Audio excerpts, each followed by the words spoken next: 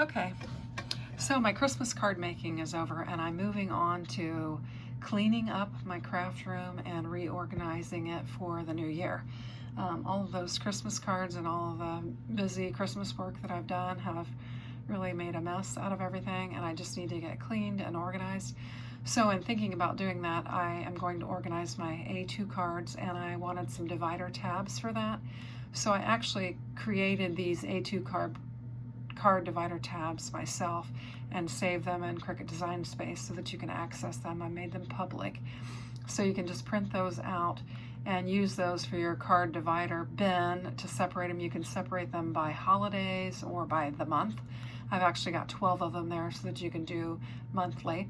I got that idea off of watching a recent video of Jennifer McGuire where she's going to have each month cards made and have the particular person's birthday and address and everything stored along with those. So I got that idea from her. Check out her video. Great idea. And I'm going to do that with my cards. So here's the design, and I've got my Cricut mat here, but I picked out some paper.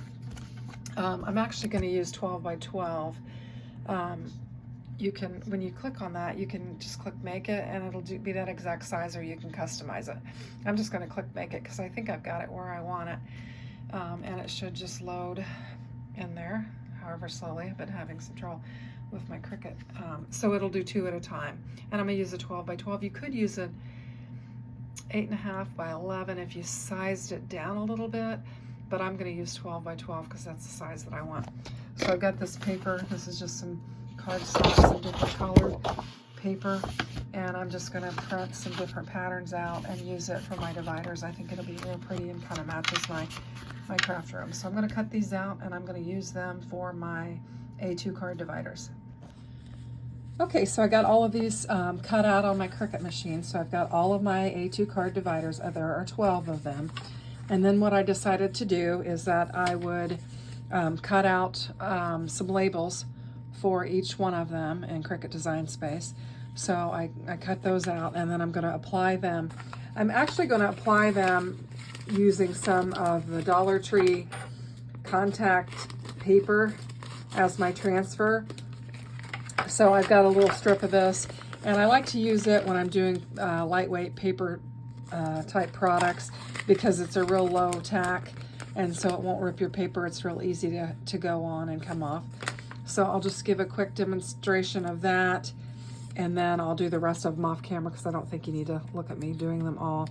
So basically I'm just going to lay that contact paper from the dollar store down on my Cricut vinyl and just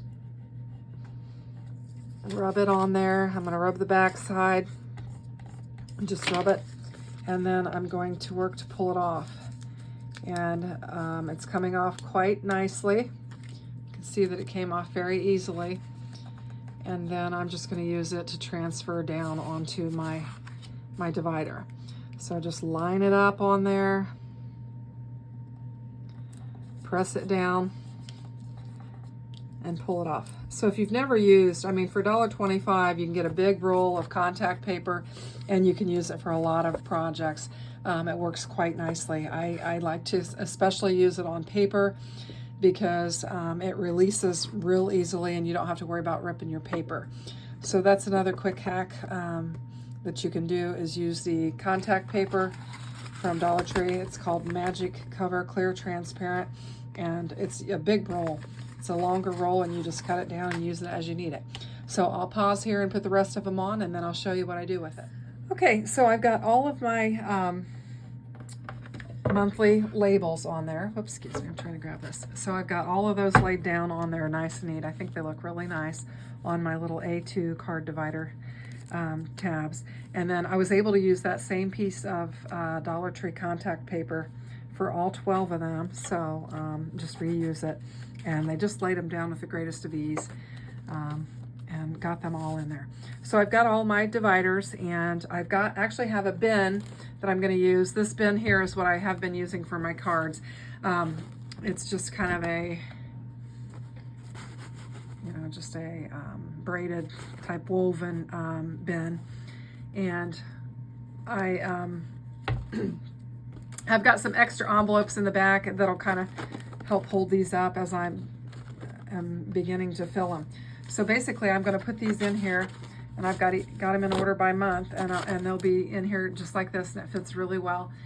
And what I'll do is I'll begin making birthday cards, and then I'll put them in the various months. As I make a particular one for a particular person, I'll put it in their birthday month.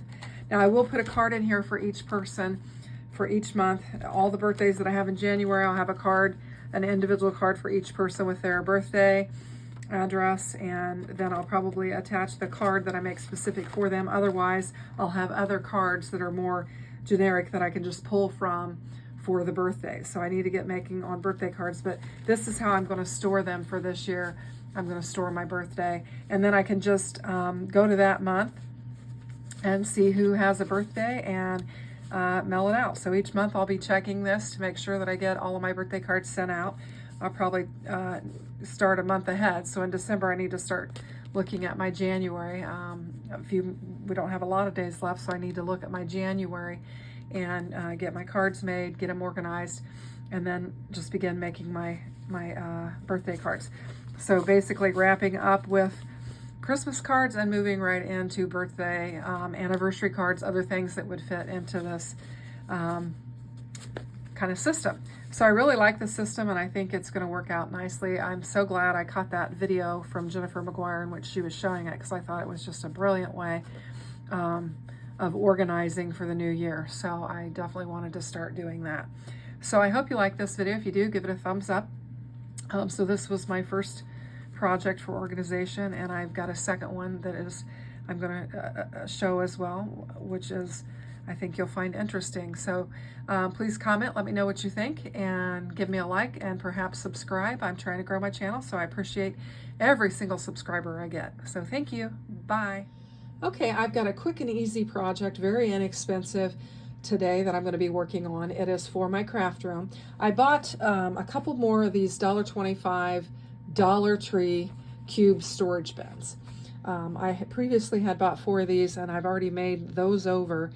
And basically what I've got is I've got a 6 cube storage unit in which I'm using 4 cubes in it, and I had 2 open that I was doing like display on. I had some things that were sitting on the top 2 cubes, or the shelves, for storage space. And as my grandson has become more active and mobile, he's going to be 2 in February, he likes to get into all the stuff. And so I've recently decided that I would buy 2 more of these cubes and redo the cubes like I did the other 4, so that I can close all that stuff in on that storage bin, and hopefully it'll keep little hands out of it. So basically what I did with this is I took the storage cube bin, and I turned it over on its back to where we have the back side. And then if you've seen my craft room tour, you know that the walls in my craft room are kind of a wooden, rustic, slatted walls. And so I had some leftover wood from that. This is the stain color that I have on my walls. And if I remember, I'll include a picture to include in this video. But I had this leftover wood, and what I decided to do was just cover these and make these bins a little bit more substantial. So I've got several of these. I actually have them, and I basically have them cut down to pretty close to the size, not exact. It's rustic, it'll be okay. And then what I'm going to do is just lay them out on this cube unit and glue them down is what I'm going to do. And then it will make my $1.25 cubes a lot more sturdy, and it will match my decor in my room, because my walls are made of this, and with a stain, it'll make it look really unified. I have 2 other cubes of the 6 cubes, and I have some actually Walmart bins that are a little bit nicer bins, and so these Dollar Tree ones did not match it. And so in an effort to kind of coordinate my room, I decided to use this wood and to add it to my bins and make them real nice. So basically what we're going to do very, very simply is we're just going to glue down each board onto this Dollar Tree. And then I'll also be using my clamps that I have from the dollar store, the Dollar Tree, to hold those on as they dry.